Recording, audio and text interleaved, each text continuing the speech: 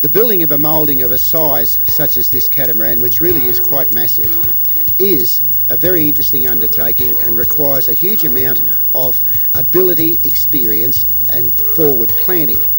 The mould is made in several pieces, including the centre part of the hull, which forms the bridge deck plus the insides of each of the hulls. They are split away from the outsides of each of the hulls, which are done as separate mouldings. Now, because of the size, the overall size, and particularly the narrowness of the hulls, it's not possible to bolt them all together and then mould the boat inside it.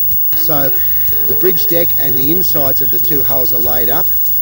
The outsides of the hulls are laid up separately, laying flat on the floor, which gives easy access and makes the application of the foam sandwich system far easier, and certainly more having more integrity as far as its structure is concerned.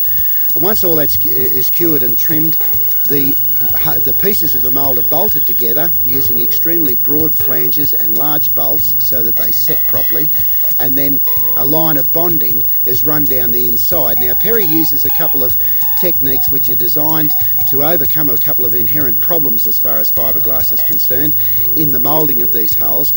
One of them is he eliminates the gel coat from the water lines down under the hull, and the outside laminate of that part of the hull is done in vinyl ester resin. It's been found that this technique totally eliminates the possibility of osmosis in the hulls and obviously greatly enhances the longevity and therefore the overall value of the boat.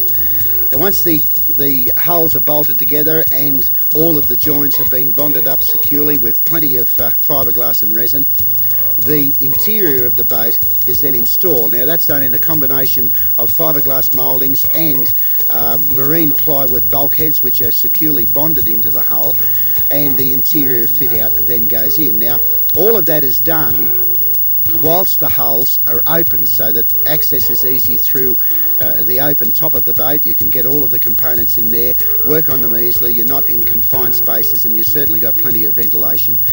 And then ultimately the cabin, the decks and the cabin, which are a single moulding, and they also incorporate a moulded interior liner, is simply lifted up, placed on the top of the hull, and the whole thing is bonded together into a single unit. Now, I should mention here that Brian Perry is very serious about the engineering of his fiberglass foam sandwich laminates and single skin laminates, and he uses a special form of multi-directional, bi-directional fiberglass woven reinforcing in most of the laminates.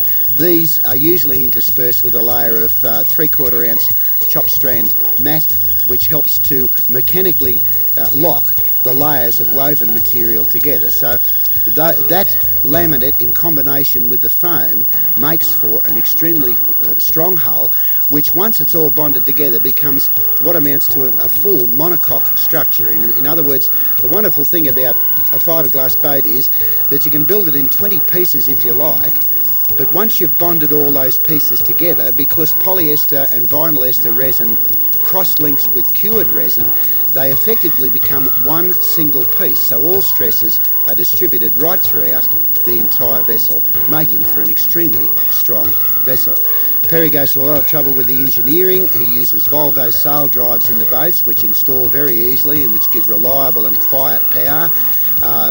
The boat, obviously, as far as its systems are concerned, is left up to the owner, depending on what he wishes installed. Gen sets, hot water systems, proper stoves, etc.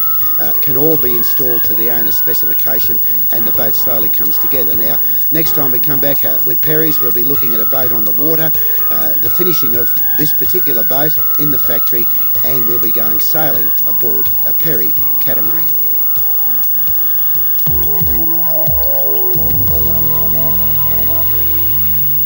Well, I'm aboard the Dyna at the Sydney Boat Show, and Blair Shepherd tells me that the trip down, apart from some rough weather towards the end, which the boat handles absolutely superbly, was a true pleasure.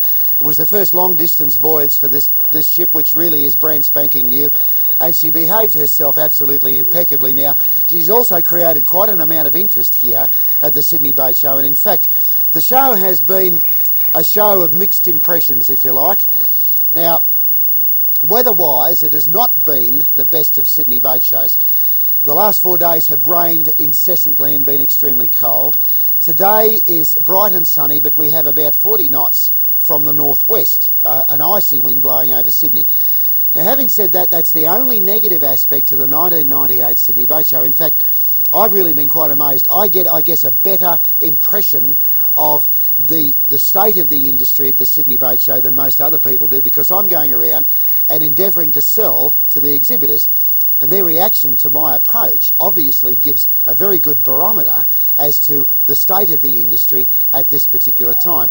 And I have to say that I've had the most positive response and the best Sydney Boat Show that I've had in 10 or 12 years, certainly since it's been here at the Darling Harbour Exhibition Centre.